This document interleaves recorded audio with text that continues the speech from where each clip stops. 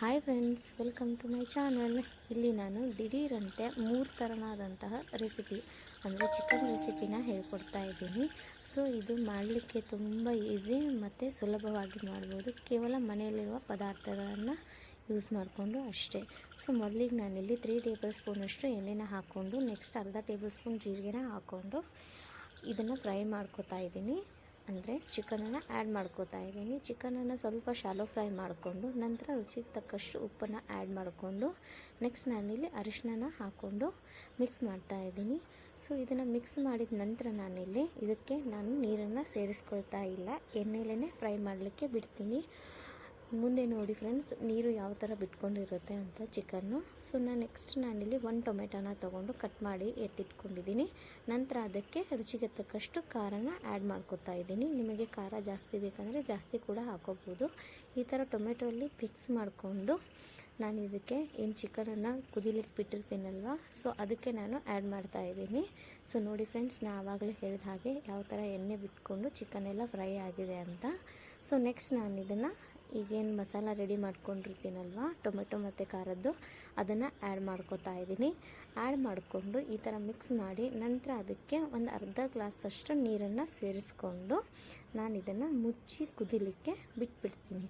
ಯಾಕಂದರೆ ಎಣ್ಣೆಯಲ್ಲಿ ಕುದಿರುತ್ತಲ್ವ ಚಿಕನ್ ಸ್ವಲ್ಪ ರಫ್ ಆಗಿರುತ್ತೆ. ಸೊ ಹಾಗಾಗಿ ಬಿಟ್ಟು ಅದನ್ನು ನೀರು ಹಾಕಿ ಕುದಿಲಿಕ್ಕೆ ಬಿಟ್ಟು ನೆಕ್ಸ್ಟ್ ನಾನಿಲ್ಲಿ ಕೊಬ್ಬರಿ, ಶುಂಠಿ, ಬೆಳ್ಳುಳ್ಳಿ ಮತ್ತು ಈರುಳ್ಳಿ, ಟೊಮೆಟೊ, ಕೊತ್ತಂಬರಿ ಇದನ್ನೆಲ್ಲನೂ ಮಿಕ್ಸ್ ಮಾಡಿಕೊಂಡು ಇಲ್ಲಿ ಒಂದು ಮಿಕ್ಸಿ ಜಾರ್ಗೆ ಹಾಕೋತಾ ಇದ್ದೀನಿ. ಮಿಕ್ಸಿ ಜಾರ್ಗೆ ಹಾಕ್ಕೊಂಡು ಇದನ್ನು ಚೆನ್ನಾಗಿ ಫೈನಾಗಿ ಪೇಸ್ಟ್ ಮಾಡಿಕೊಂಡು ರೆಡಿ ಮಾಡ್ಕೋಬೇಕು. ಈ ಕಡೆ ನಾವೇನು ಇಲ್ಲಿ ಕುದಿಲಿಕ್ಕೆ ಬಿಟ್ಟಿರ್ತೀವಲ್ಲ ಚಿಕನ್ನು, ಸೊ ನೋಡಿ ಈ ಥರ ಅದು ಕುದೀತಾ ಇರುತ್ತೆ. ಸೊ ನೋಡಿ ಯಾವ ಥರ ಎಣ್ಣೆ ಬಿಟ್ಕೊಂಡಿದೆ ಸೈಡಲ್ಲೆಲ್ಲ. ಸೊ ಇವಾಗ ಚಿಕನ್ ಕುದ್ದಿದೆ ಅಂತ ಇದಕ್ಕೆ ನಾನು ಇದು ನೋಡಿ ಇವಾಗ ಮೊದಲನೇ ರೆಸಿಪಿ ಇದೆ ನಮ್ಮದು. ನೋಡಿ ಯಾವ ಥರ ಕಾಣಿಸ್ತಾ ಇದೆ ಅಂತ, ಸಖತ್ ಸ್ಪೈಸಿಯಾಗಿರುತ್ತೆ. ನೀವು ಇಲ್ಲಿ ಉಪ್ಪಿನ ಪ್ರಮಾಣ ಮಾತ್ರ ನೋಡಿ ಹಾಕೋಬೇಕಾಗತ್ತೆ ಅಷ್ಟೇ. ಅದರದಿಂದ ಮತ್ತೇನು ಪ್ರಾಬ್ಲಮ್ ಆಗೋದಿಲ್ಲ. ಈ ಥರ ಮಾಡೋದ್ರಿಂದ ಒಂದೇ ಟೈಮಲ್ಲಿ 3 ಸ್ಟೆಪ್ಸ್ ಆಫ್ ನಾವು ರೆಸಿಪಿನ ಮಾಡಿಬಿಡ್ಬೋದು. ಸೊ ನೆಕ್ಸ್ಟ್ ನಾನಿಲ್ಲಿ ಈಗ ಚಿಕನನ್ನು ಸೈಡಲ್ಲಿ ಎತ್ತಿಟ್ಕೊಂಡೆ, ಒಂದನೇ ರೆಸಿಪಿದು. ನೆಕ್ಸ್ಟ್ ನಾನಿಲ್ಲಿ ಇದಕ್ಕೆ ಮಸಾಲ ಏನು ನಾನು ರೆಡಿ ಮಾಡ್ಕೊಂಡಿರ್ತೀನಲ್ವ ಕೊಬ್ಬರಿ ಮಸಾಲ, ಸೊ ಅದನ್ನು ಆ್ಯಡ್ ಮಾಡಿಕೊಂಡು ಸ್ವಲ್ಪ ಇದನ್ನು ಮಿಕ್ಸ್ ಮಾಡ್ಕೋಬೇಕು ಚಿಕನ್ ಜೊತೆ. ಮಿಕ್ಸ್ ಮಾಡಿಕೊಂಡು ಸ್ವಲ್ಪ ಲಿಡ್ ಕ್ಲೋಸ್ ಮಾಡಿ ಒಂದು 5 to 8 ಮಿನಿಟ್ಸ್ ಅಷ್ಟು ಫ್ರೈ ಮಾಡ್ಕೋಬೇಕಂದ್ರೆ ಹಸಿ ವಾಸನೆ ಹೋಗೋವರೆಗೂ ಮಸಾಲೆದ್ದು ಅದನ್ನು ಫ್ರೈ ಮಾಡ್ಕೋಬೇಕು. ನೋಡಿ ಯಾವ ಥರ ಸಖತ್ ಸ್ಪೈಸಿಯಾಗಿ ನೋಡಿ ಯಾವ ಥರ ಎಣ್ಣೆ ಬಿಟ್ಕೊಂಡಿದೆಯಲ್ವ, ಸೊ ಆ ಥರ ನಾವು ಆಗೋವರೆಗೂ ಇದನ್ನು ಫ್ರೈ ಮಾಡ್ಕೋಬೇಕು. ಫ್ರೈ ಮಾಡ್ಕೊಂಡು ನೆಕ್ಸ್ಟು ನಮ್ದು ಇವಾಗ 2ನೇ ರೆಸಿಪಿನೂ ಕೂಡ ರೆಡಿಯಾಗಿರುತ್ತೆ. ಸೊ ನೋಡಿ ಯಾವ ಥರ ರೆಡಿಯಾಗಿದೆ ಅಂತ ರೆಸಿಪಿ. ನೆಕ್ಸ್ಟ್ ನಾವು ಇದನ್ನು ರೆಸಿಪಿನ ಸೈಡ್ ಎತ್ತಿಟ್ಕೋಬೇಕು. ನಿಮಗೆ ಎಷ್ಟು ಗ್ರೇವಿದು ಪ್ರಮಾಣ ಬೇಕೋ ಅಷ್ಟು ಗ್ರೇವಿನ ಸೈಡಲ್ಲಿ ಎತ್ತಿಟ್ಕೊಂಡ್ರೆ ಆಯಿತು. ನೆಕ್ಸ್ಟ್ ನಾನು ಇದಕ್ಕೆ ಸ್ವಲ್ಪ ನೀರು, ನಿಮಗೆ ಸಾಂಬಾರು ಎಷ್ಟು ಪ್ರಮಾಣದಲ್ಲಿ ಬೇಕೋ ಅಷ್ಟು ಪ್ರಮಾಣದಷ್ಟು ಇದಕ್ಕೆ ನೀರನ್ನ ಸೇರಿಸ್ಕೋಬೇಕು. ನೀರನ್ನ ಸೇರಿಸ್ಕೊಂಡ ನಂತರ ಇದನ್ನು ಕ್ಲೋಸ್ ಮಾಡಿ ಒಂದು 10 ನಿಮಿಷ ಕುದಿಲಿಕ್ಕೆ ಬಿಟ್ಬಿಡಬೇಕು.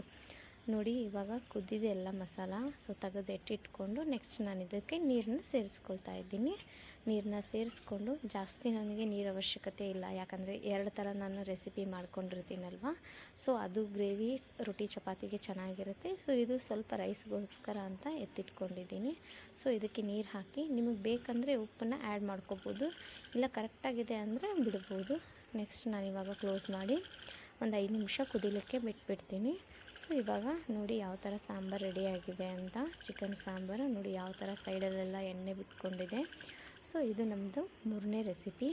ಈ ಥರ ಈಸಿಯಾಗಿರುವಂತಹ ರೆಸಿಪೀಸ್ ನಿಮಗೆ ಇಷ್ಟ ಆದಲ್ಲಿ ನಮ್ಮ ಚಾನಲ್ನ ಸಬ್ಸ್ಕ್ರೈಬ್ ಮಾಡಿ ಫ್ರೆಂಡ್ಸ್. ಪ್ಲೀಸ್ ನಮಗೆ ಸಪೋರ್ಟ್ ಮಾಡಿ ಅಂತ ಹೇಳ್ತಾ ಇದ್ದೀನಿ. ಈ ಥರ ರೆಸಿಪಿನ ಯಾರೆಲ್ಲ ಇಷ್ಟಪಡ್ತೀರಿ ಮತ್ತು ಕಮೆಂಟ್ ಮಾಡಿ ಫ್ರೆಂಡ್ಸ್. ನೋಡಿ ಇವಾಗ ಊಟದ ತಯಾರಿ ಹೀಗಿದೆ. So thank you friends, bye.